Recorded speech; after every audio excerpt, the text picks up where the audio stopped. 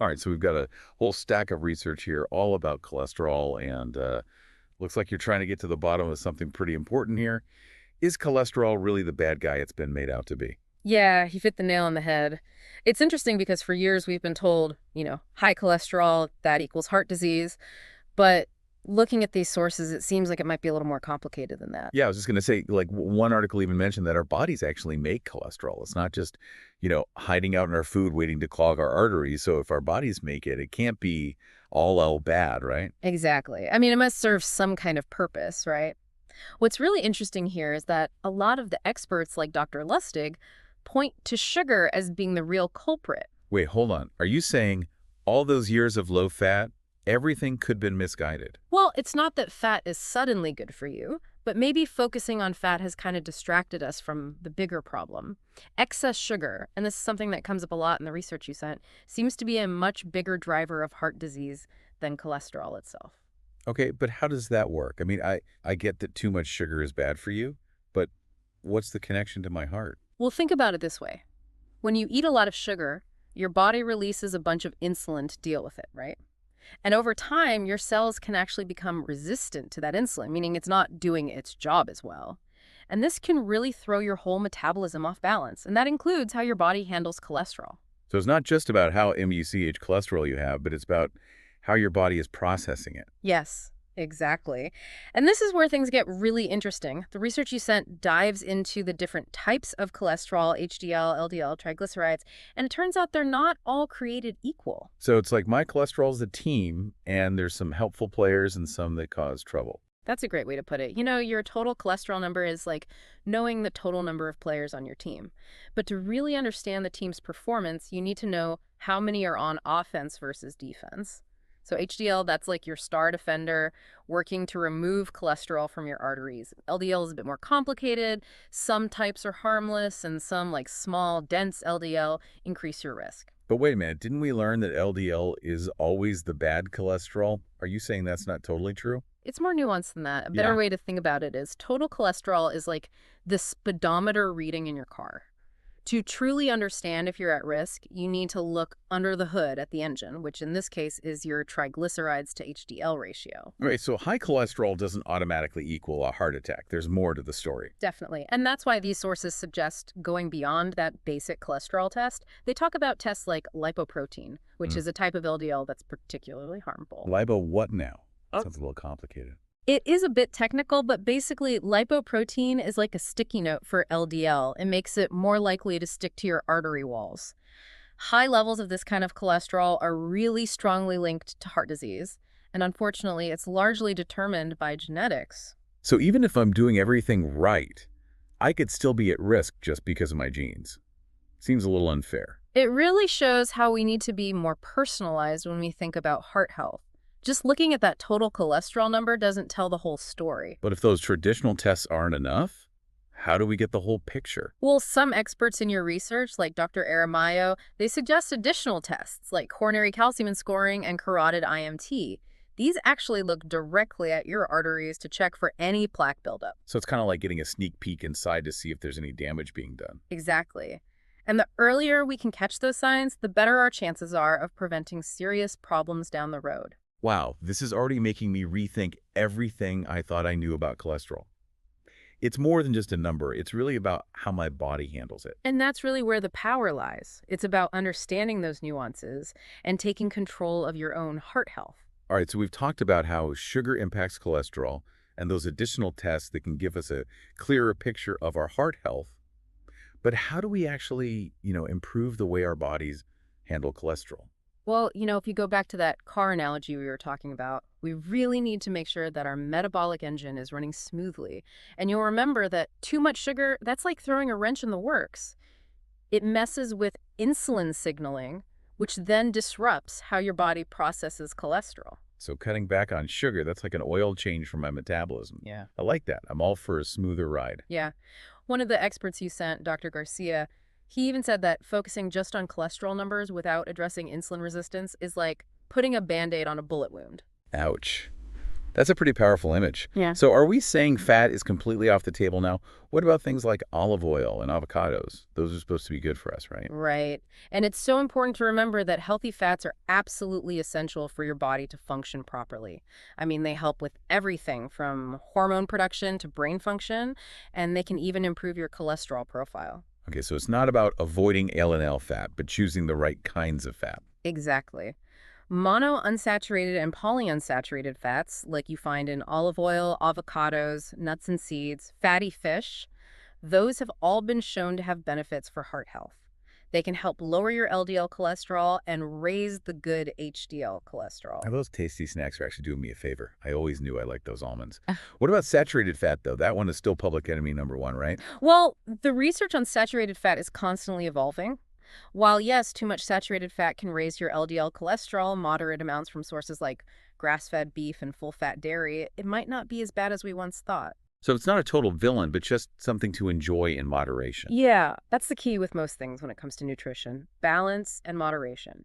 Focus on getting a variety of nutrient-dense foods and don't get too hung up on, demonizing specific macronutrients. Okay, so I'm seeing the bigger picture here.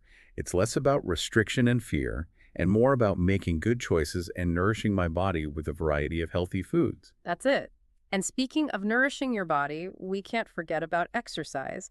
Regular physical activity is another powerful tool when it comes to improving your metabolic health. You mean getting off the couch actually does something? Shocking. But seriously, what kind of exercise are we talking about? Is it got to be all HIIT all the time, or can a walk in the park count? Well, any type of movement is good, but ideally you'd want a good mix of cardio, like brisk walking, running, cycling, and some strength training too to help build muscle mass. And don't forget, even little bits of movement throughout the day, those can really add up. So taking the stairs instead of the elevator actually does make a difference. I guess all those little choices really do matter. But wait, we were talking about cholesterol, right? How does exercise fit into all of this? Well, exercise is like giving your whole metabolic system a tune-up, right? It can improve your insulin sensitivity, lower those triglycerides, raise the good HDL, and it can even help reduce inflammation, which plays a big role in heart disease. So it's not just about looking good in a swimsuit. It's actually helping my body process cholesterol more efficiently. Mm. Okay, I'm sold. But what about stress? I mean, I know stress can be a real drag on the body, but is it connected to cholesterol too? It absolutely is. Chronic stress can actually trigger a whole cascade of hormonal changes that can really mess with your cholesterol levels. Dr. Albuja, he specifically mentioned that stress can raise triglycerides even if you're eating a relatively healthy diet. Ugh, so even if I'm eating all the right things and hitting the gym, stress can still sabotage my efforts. That's a little discouraging. Well, it just shows how important stress management is as part of this whole approach to heart health. Finding healthy ways to deal with stress, whether that's meditation, yoga, spending time in nature, or even pursuing hobbies you enjoy, those are all really important. So it's not just about what I'm putting in my body, but it's also about how I'm managing the stress around me. It really is that whole mind-body connection. That's right. And it's about recognizing that all these aspects of our well-being, they're all interconnected. When we take care of our mental and emotional health, it really does have this ripple effect on our physical health too. And that includes how our bodies handle cholesterol. It's really making me realize that heart health isn't just about that one number on a blood test. It goes so much deeper than that. You got it. And that's a big takeaway from all of this research. It's about understanding those nuances, taking control, and adopting a more holistic approach, one that prioritizes your overall well-being. Okay, I'm feeling ready to take control. But where do I even begin? Feels like there's so much to think about. First of all, don't get overwhelmed. Remember, small changes, those can make a big difference over time. Start with one or two areas you want to focus on, and then slowly incorporate more healthy habits into your routine as you go. So maybe I start by swapping out my sugary cereal for a more protein-packed breakfast, and then I add in a 20-minute walk a few times a week. Yeah. Baby steps, right? Exactly. Mm. And don't underestimate the power of consistency. Even those small, consistent changes, they will add up, and they're going to make a really significant difference in your overall health. This is all great advice, but I think it's time we get into something specific for our listener. What's one action they can take right now based on all this info? Well, knowledge is power, right? So Yeah. I think the best thing they can do is have a conversation with their doctor, tell them what you've learned from this deep dive, ask about those additional tests we've talked about, and then work together to come up with a personalized plan that addresses their individual needs and risk factors. So it's about being involved in your health journey, not just following orders. Exactly. And remember, there's no one-size-fits-all approach. What works for one person might not work for another. It's all about finding what works best for you and your unique situation. This is definitely a lot to take in, but I'm honestly feeling more empowered than intimidated. It's like a whole new world of possibilities has opened up. And that's the beauty of knowledge. It lets us make better decisions and take control of our health. So as we wrap up this second part, what can our listener focus on that will help them internalize everything we've talked about? I think it's helpful to shift your mindset from viewing cholesterol as the enemy to thinking of it as a reflection of our overall metabolic health. So instead of being afraid of just a number, we should be focusing on improving the systems that impact that number. Exactly. It's about looking at the bigger picture and addressing the root causes that contribute to heart disease. That's a great way to look at it. It's not about fighting cholesterol. It's about creating that healthy environment where my body can really thrive. I love that. And that's a powerful message to remember. It's about shifting away from a fear-based approach to one that's all about empowerment and proactive care. You have the power to make choices that support your heart health, not just today, but for years to come. Well, welcome back. I gotta say, this whole deep dive has really made me think differently about cholesterol and heart health.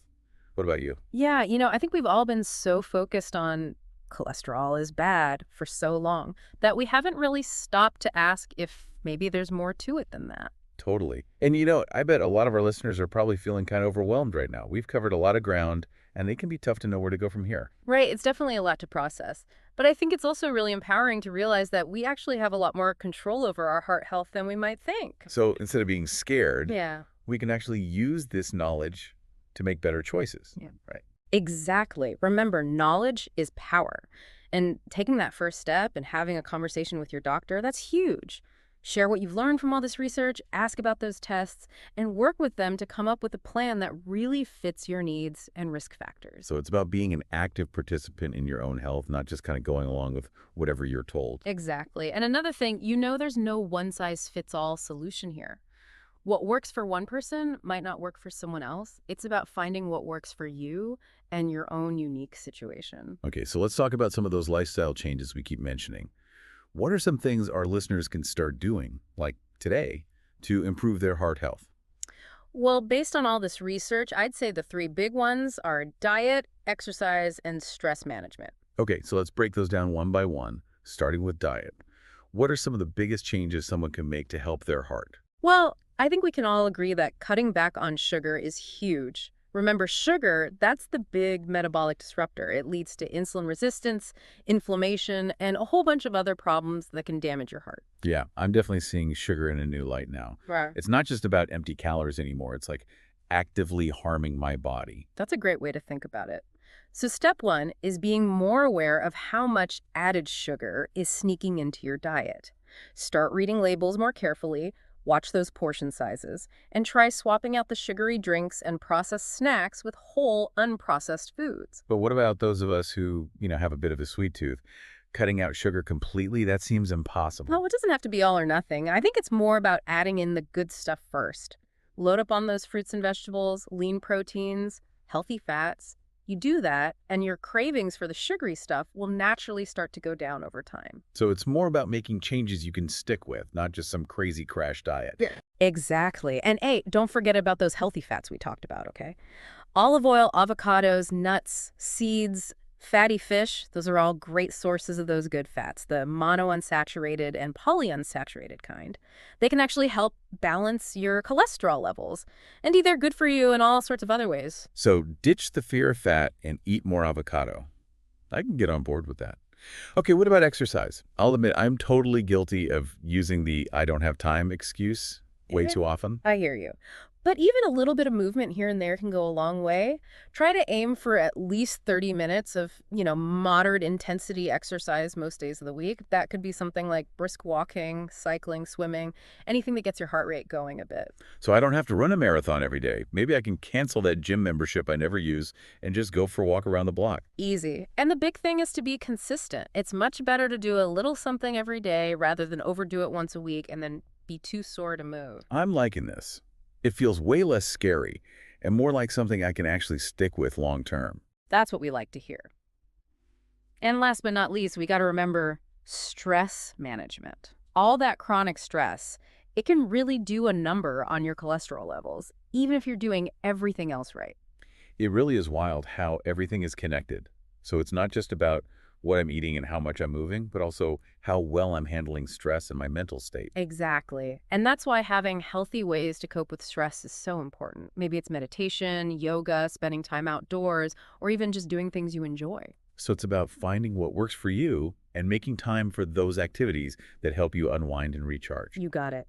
Taking care of your mental and emotional health, it's just as important as your physical health. I love that. It's about taking this whole person approach that considers all aspects of our well-being. Exactly.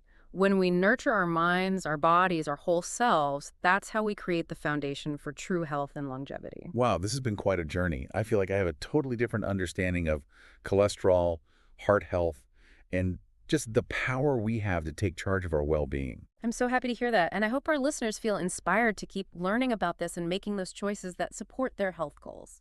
So as we wrap up this deep dive, what's the one thing you want our listeners to take away from this conversation? If I had to boil it all down, I'd say this. Heart health isn't a destination, it's a journey. So it's not about reaching this perfect state of health, but about making those consistent choices that keep us moving in the right direction. Exactly. It's about staying curious, staying informed, and staying committed to caring for ourselves. And maybe questioning some of those so-called health truths we've been told over the years. Absolutely. Science is always evolving, right? We need to be open to new discoveries and new ways of thinking. Well, thanks for joining us on this exploration of cholesterol and heart health. Remember, you have the power to live a vibrant, healthy life. Keep learning, keep questioning, and keep taking good care of yourselves.